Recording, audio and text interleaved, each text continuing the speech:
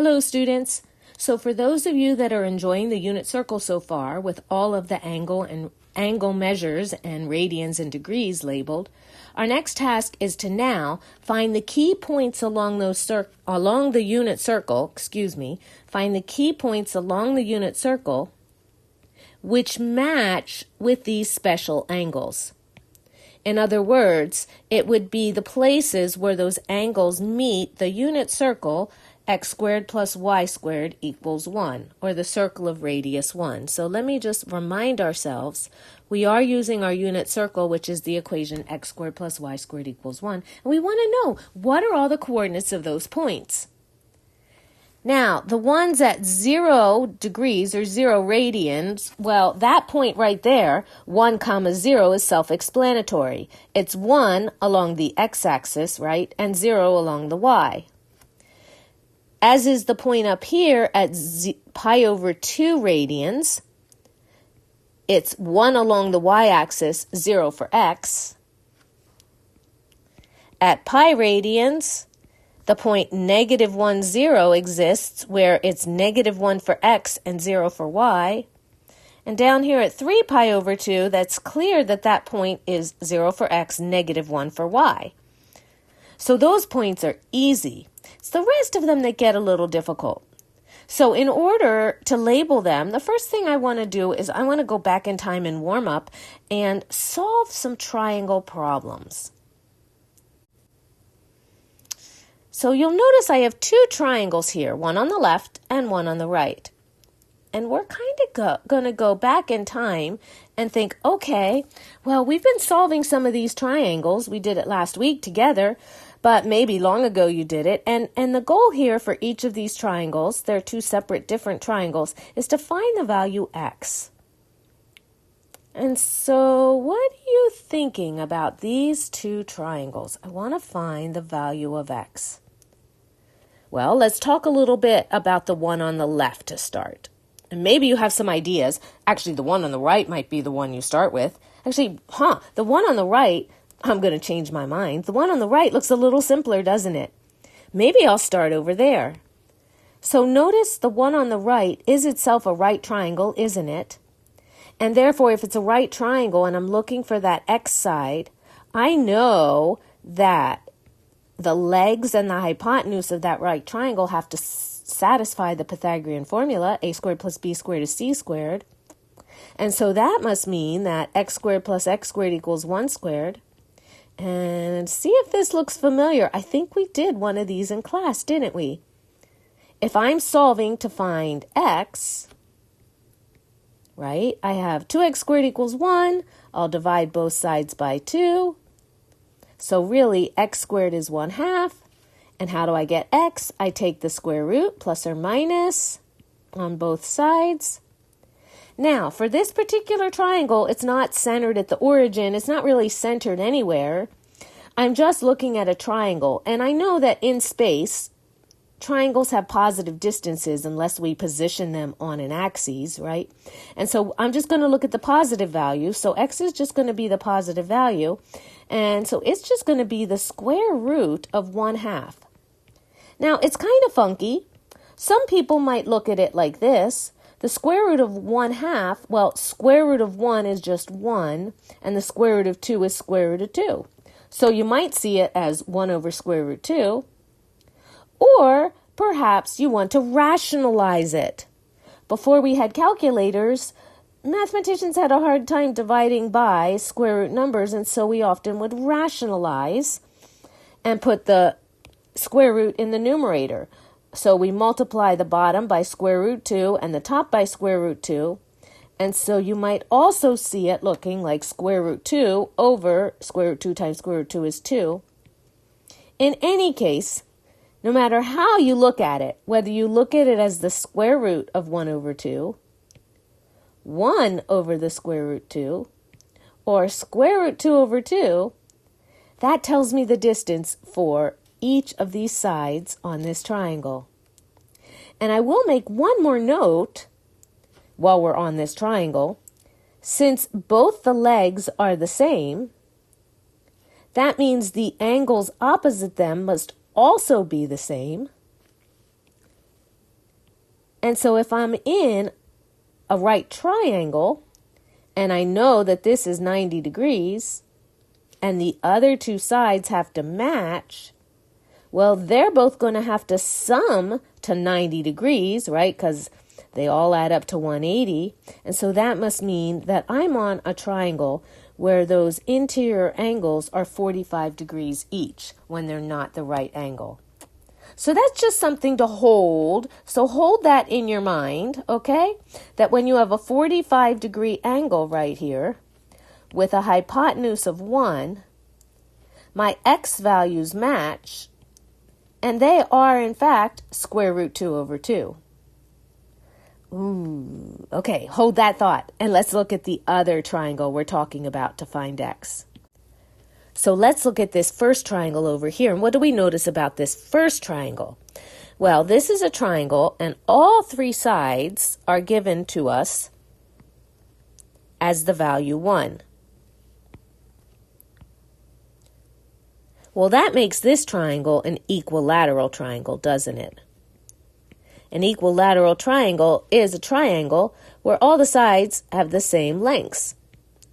So we have an equilateral triangle, and we want to know what is the height of that equilateral triangle.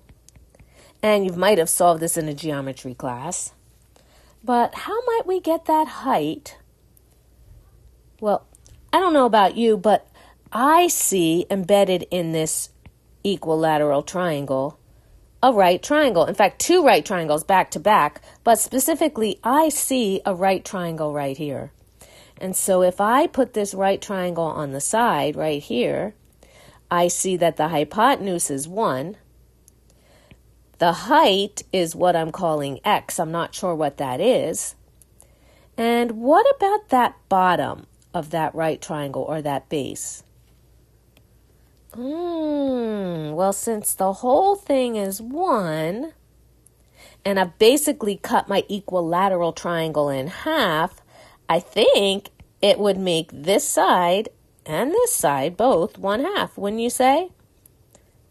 And so this side is actually just 1/2, and I can once again use my good old Pythagorean formula to calculate.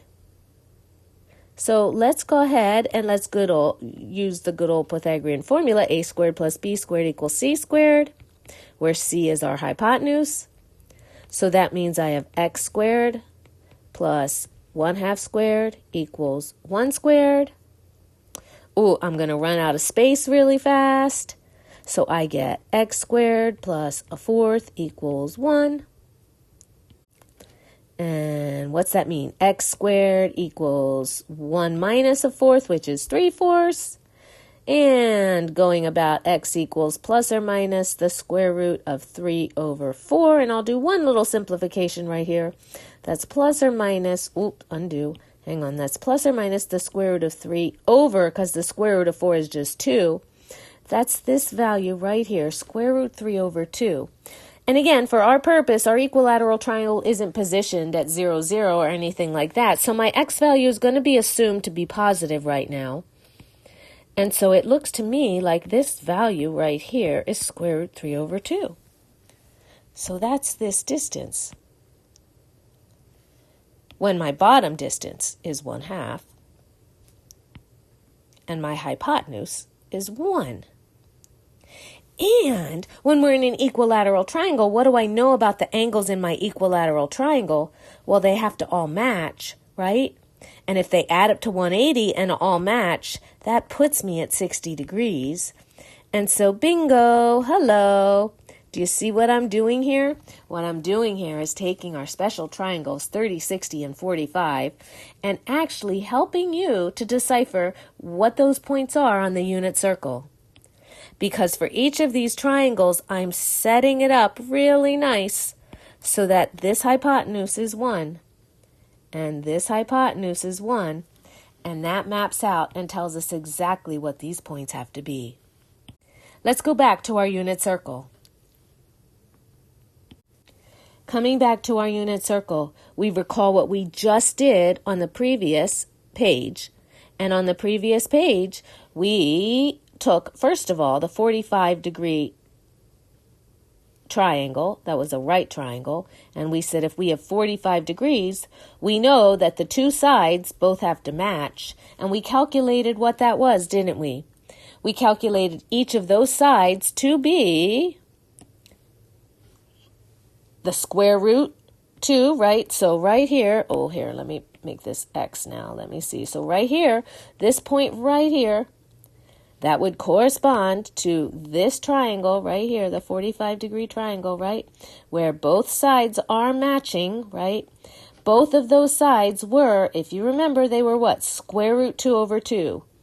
And that's one way to view it. And so that means this point right here is square root 2 over 2, square root 2 over 2. And hang on, it's a little too thick. I want to make it a little thinner there.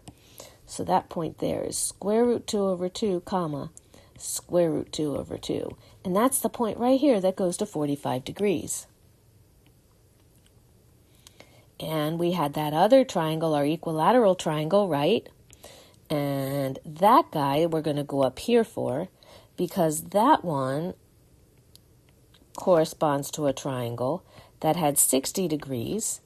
And if you remember, the bottom was a half, and the height was square root 3 over 2 with a radius of 1, right?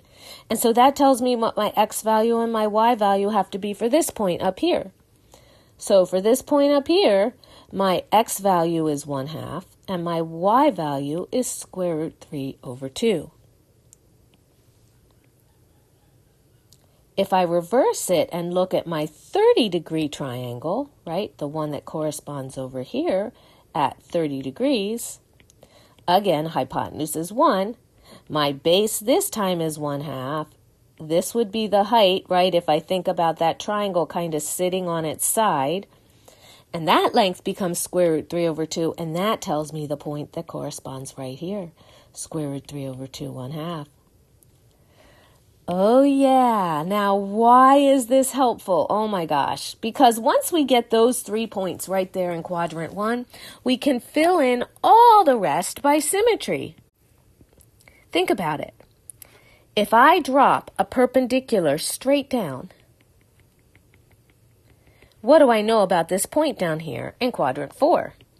Well, I know this point has the exact same x value down here at negative 30 degrees, or if we like 11 pi over 6, has the same x value as the one above it, but the y value becomes negative because I'm below the x-axis. If I drop that middle point straight down to 7 pi over 4, again, same logical reasoning, the x value has to stay the same, square root 2 over 2, but the y value, because I'm below the axis, becomes negative.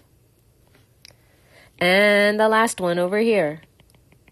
Same idea, right? When I drop it straight down, I have the same x value, 1/2, but the y value becomes negative. And if I go about my circle and do the same kind of mapping everywhere, right? I get the following points, and I'm going to fill them in, and I want you to stop, pause the video if you can, and construct your own knowledge. I want you to fill in all the points around the unit circle, just based on symmetry, where you are in position to the origin, positive y, negative x, etc. So I'm going to fill mine in, and I encourage you to do so as well. Here we go. Do your points match my points? If you're in quadrant 1, everything is positive, right? If you're over here in quadrant 2, that's where your x values have to be negative and your y values have to be positive. Down here in quadrant 3, both values are negative.